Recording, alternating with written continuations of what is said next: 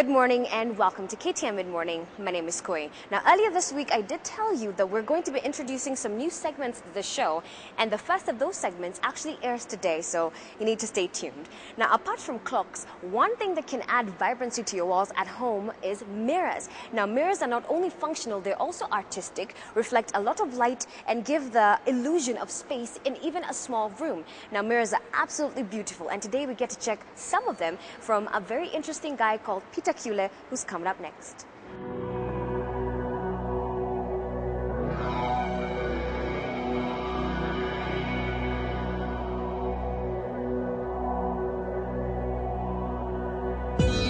We meet an artist who has been inspired by the mirror in a unique way. Based along Gong Road, he has managed to give an artistic look to mirrors using wood and mosaic using various objects. Kama ni giraffe round sculpture haiwezi kukusaidia, not unless uwe na hotel, lakini kwa hii frame na combine kila kitu. After specializing in wooden sculptures and realizing the art had been dominated by many, he decided to take a different dimension. Ya nilianza hii kazi ya kutengeneza frames na furniture zingine 2004. Ya wakati hiyo mwaka nilianza, nilikuja kungundua ya kwamba zenye hazina hii African haziwezi kuentertain kama wageni kutoka nje. Mirror frames have become his preferred items since they're more attached to us in relation to sculptures. Hizi huwa ni ile bao ni ya Congo, ni ya kutoka nje, aina ya mti inaitwa mahogany. Hii ni ya kutoka Congo. Sasa ikija ni kuitengeneza, and then kutoka hapo tunachora. Ukishachora tunaendelea na kuchonga carving. His art form entails carving different outlines of traditional objects that tell African history. Wengi hawaelewi ya kwamba kama Masai huwa wanatumia ile nyumba yenye haina simiti, ni ya nyazi peke yake na cow dung. That's why nilianza yani watu wanasoma zile nyumba zilikuwa zinatumika. Maisha ya ziku za zamani na wakati huu. And just what messages do these images communicate? Ya hiyo moja ni calabash. Hiyo inaonyesha zile wamama wa zamani, zile vitu zenye walikuwa wanatumia kuhifadhi kama ni maziwa. In mosaic, he uses pebbles to achieve extraordinary surfaces. Hizi za mawe naye huwa naenda kwa mto, nachukua zile sambo nataka. Hizo sambo nachukua kama ni wamama, hii ni kazi ya wamama, wanachukua, wanakuzanya, tunaelewana per kg ni pesa ngapi, na huko unakuta wanaendelea na kazi. Juu hii mawe huwezi kuipata within Nairobi area. Ni ile mawe yenye haijapasuliwa, ile kabisa yenye imesungushwa na maji. Developing such a frame commences with joining an ordinary wooden frame. Ndani huwa tunatengeneza wooden, tunamake wooden, and then tunaijaza na glue. Glue is applied on the surface, then these special pebbles collected from rivers are pasted on them in special patterns. Mawe zenyewe zinatoka mto kama Hard River na ile mito yenye inatoka Changalawe. Imesungushwa na maji mpaka ikawa round yenyewe. Sio zile mawe za huko Nairobi unagonga. Naye pia hiyo iko na historia. Juu ukienda kama inchi za ng'ambo huwezi pata mawe kama hii. A clear varnish is applied to give them a glossy artistic look. Gloss finish, ukishamaliza hapo ndio huwa tunaipaka sasa. Yeah. The outcome is marvelous. A mosaic finish that reveals an authentic outlook with natural earth colors. Anne Kiguta has demonstrated that the beauty of art lies in creative minds of those who are ready to explore natural materials and express their ideas on any surface.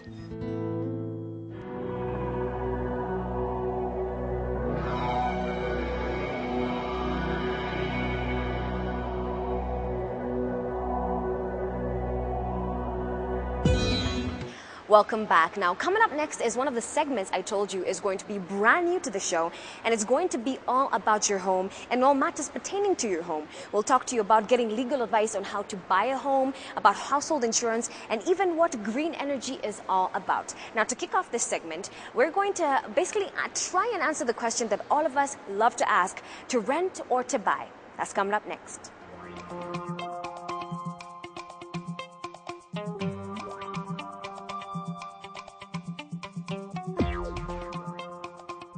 there are people who would feel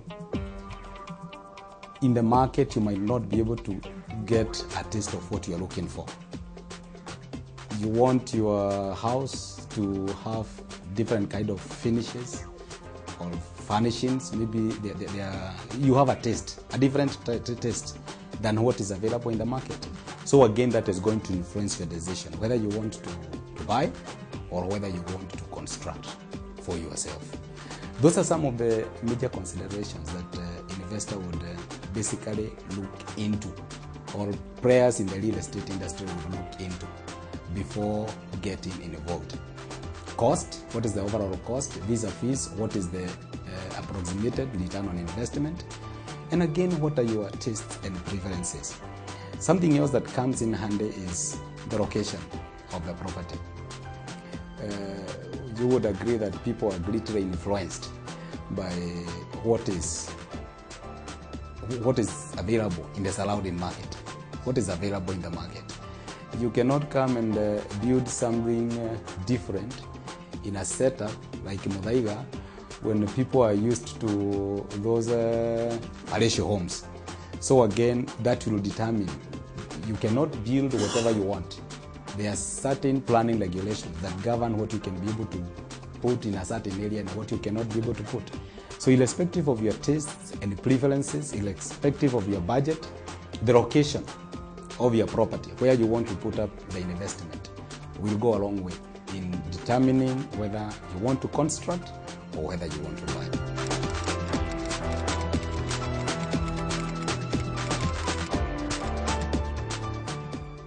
The advantages of someone constructing for themselves rather than buying a ready-made house, there are several. For one thing, you are able to monitor your tastes and your preferences, because during the construction phase, because you are in charge, you are able to, you have a say as to what finishes you would prefer. You have a say as to the kind of, the strength of the structure that you would prefer. Remember, when you are buying, you're just taking what is available in the market. But when you're doing it yourself, you have total control over the development process. If you realize that the contractor is doing a shoddy job, you have the power to fire them and to let them go. Again, you are in charge of the whole process, so it is possible for you to take care of the cost of construction. Remember, when we talk of the cost of construction now for the ready units, that is not something that you might be able to take control because it's large-scale project. But when you are doing it on your own, you are in control of the cement, the bags of cement that you have bought, the sand, the quality of the building blocks that you choose to go for. You are in control of the entire process. And even the timing, to a larger extent, you are in control. You can decide to do it yourself, or you can hire a professional who is answerable to you. Like in a situation where you have to go and buy a unit of your own. We have cases where people have gone to buy properties from developers, and then you realize that there were such serious defects. You will notice that when people are selling properties, there is always that clause, particulars not warranted. Because they don't want to tell you that this is available, then you buy and you realize it's not there. And again, it becomes issues of lawsuits and all that. So you have to realize that as much as you are buying, you are only buying what you can be able to see. If problems develop there in future, you are not in control of the construction process, you're not in control of the design. So you just have to take what is available. But if you go the construction way, there are a lot of benefits that you have to reap as an individual.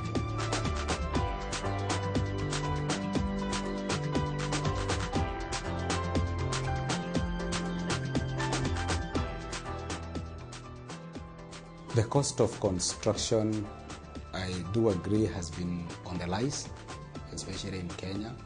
And the monetary policies, whatever is happening in the international community, have a lot to do. The dollar rate has greatly affected most of the construction materials that have to be imported outside the country. But I think when it comes to making a decision whether to buy or whether to build, the cost of construction cuts across the whole spectrum. Whether you are a developer doing it for sale or whether you are doing it on your own. The only advantage is that when you are a developer, remember the developer, you are able to put what we call the economies of scale.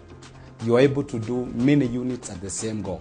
And somehow the cost of construction is likely to come down. But as a person doing it on your own, you do not have that advantage. But remember, you are also able now to take advantage. You are able to gain from the fact that there is no margin of profit that has been placed by the developer. So overall, again, depending on what you're looking for, it adds up. It may end up becoming cheaper when you do it on your own. But as we have said, when it comes to do I construct, do I buy, it's also based on what unit are you talking about. If it's apartments, rarely will you be able to do an apartment on your own. But when it comes to townhouses, a maisonette, a bungalow somewhere, a standalone property, it's very easier. And actually it becomes much more cost effective for you to go it alone, to develop on your own, rather than to buy either through a mortgage or even through cash if you have such. I think many of the middle class in our economy today would prefer to go the development way. They would prefer to develop for themselves. I know of several areas, and especially in several estates, where they have come together. They have realized that in the long run there is always a saving when you do the development yourself. They are able to collectively combine and buy land and develop jointly, which ends up being much cheaper. If somebody in the middle class or even the lower income class are looking for a home, to own a home, that always becomes a cheaper way of you owning a home than having to buy, because you are restricted by your budget. You are restricted by your budget. You want to make sure that it's possible for you, irrespective of the income that you are getting in today's society, to own a home. So there are those cases where it's possible for you to combine forces. I know of a group that you finish college together, you come together, you pull resources together, and you're able to go out there, buy land, and collectively develop some apartments where you actually become a property owner that way. Because when you try to go the mortgage way, in the long run, it's always much more expensive. And you have realized, like is the case today, where you're on mortgage, the interest rates all of a sudden, they have gone up, and you find yourself into a situation where you cannot sustain that mortgage. So your vision or your dream of owning a home becomes more of a mileage. Up next is a brand new segment that is going to be very important to both young and mature women. Now, Eve Sisters is a segment that is going to be focusing on mentoring young women all across the country, and we're going to be having talks from influential women all across the country, actually, trying to tell you, give you direction and tips on how best to direct your life. And we kick off this segment with Anne Kiguta, who is talking to us about self-worth. Check this out.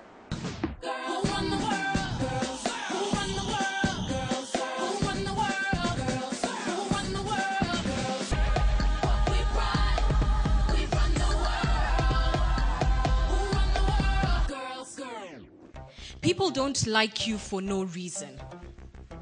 We tend to think that there are these people with that likability factor, and it is true. Naturally, in my natural state, I'm very shy. I'm very reserved. I'm not the sort of person to come and do this. However, I've learnt it. And people will not like you for no reason or spontaneously.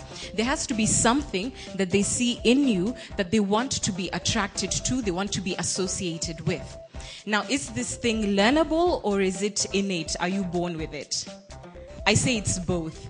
There are those guys who are just naturally bubbly, are out there, the Smithers of this world. I wish I could do it. It isn't me. But you can learn how to present yourself, to put yourself out there in a way that is, I wouldn't use the word aggressive, I would say assertive. So you're not in people's faces to annoy, but you are very confident about what it is you have to say, and you get your point across.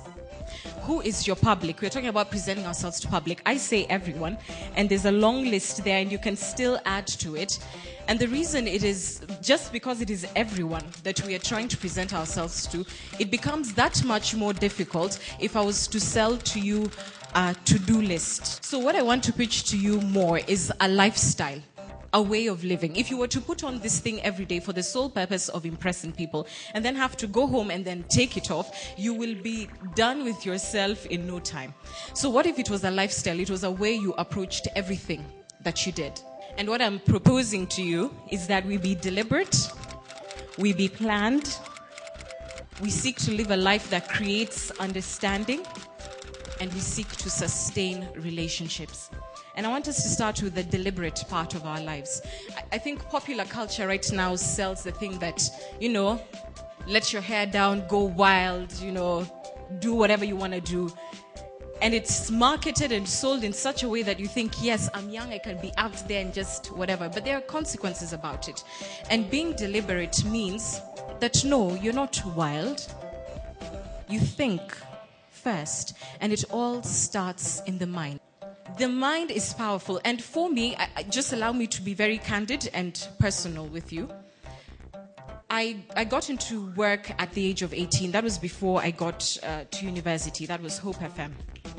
After that, Capital, and now KTN. And I've been very blessed in my life to work with brands that I totally believe in. And so it becomes effortless for me. It's passion. This is something I would do if I was not being paid for it. Thank God I'm paid for it. But I still would do it without the pay, with good reason. But there was a time in my life where I was first enrolled to HNU. How many people know HNU? HNU? It's called Hard Knock University. That is where you are at a very early age forced into very difficult circumstances that I don't want to get into right now, but it forced me to grow up pap. Yeah? And out of that, one of the things I learned is to program this. And I said to myself, I will not let this situation define me. And it was an incredibly difficult time for myself, incredibly difficult for my family, and my self-esteem took a beating like no other. I was lost. I was lost. I no longer knew what I wanted to do in university. I was not sure I should go to university. Am I worth university? Is there anything up in here? Will I amount to something? All those questions. And a lot of us at this age, in this room, go through things, or sometimes I do say kuna shida zingine za kujitakia. We put ourselves in certain situations that we know aren't right for us, and by the time we are getting out of them, we've taken a beating inside and up in here. And this is the first battlefield that you must be able to conquer before you think about standing in front of people. Your mind. What do you tell yourself? And right now, I mean, just think, what do you think of yourself? I won't ask you to say it out loud, with good reason. But what do you really, really think about yourself when you are quiet and home and alone? That thought is manifesting itself in your life. That thought is the reason why whatever is happening is happening. And that was the hardest thing that I could learn. That because I was defeated here, I was being defeated in life. Eventually, when I enrolled in university, I was in class as a passenger until I learned to marshal up what God gave me up in here. A fantastic quote I came across. This man, Paulo Freire, is a Brazilian, deceased, but was perhaps the greatest thinkers of our time. And one place where science and religion perhaps have agreed to meet is when it comes to the power of the mind. The Bible says, as a man thinks, so is he. Yes, this is how Paulo put it. The person who thinks and reflects goes about creating himself from. When he acquires a new way of thinking, his understanding of the social status that he holds. Consider for a minute that is true. When KTN came knocking, KTN came at a time when I had, to some degree of success, learned how to marshal this. But it was also the most unlikely time.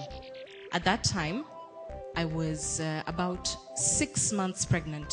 And I wasn't the cute pregnancy. I was I was the drama pregnancy for Mapua, everything. Nothing was where it should be. But, you can laugh, it's all right. I'm in the public, I take it, it's okay. Yeah. So, I was in a very bad place. Physically speaking, I wasn't the ideal. We had been in talks for about 4 years. But in those 4 years, why was it that my now managers did not think I was ready for that position? And yet when I was 6 months pregnant and showing up for the screen test like this, they were like, this girl is ready. I kid you not. I had been in and out of there, working my figure and all of that. Didn't work then. It's because of this. This was not ready. This was, and now it's gone, but anyway. This was not ready. And it's no coincidence that when I learned to bring the synergy of my body and my mind, that things started aligning themselves.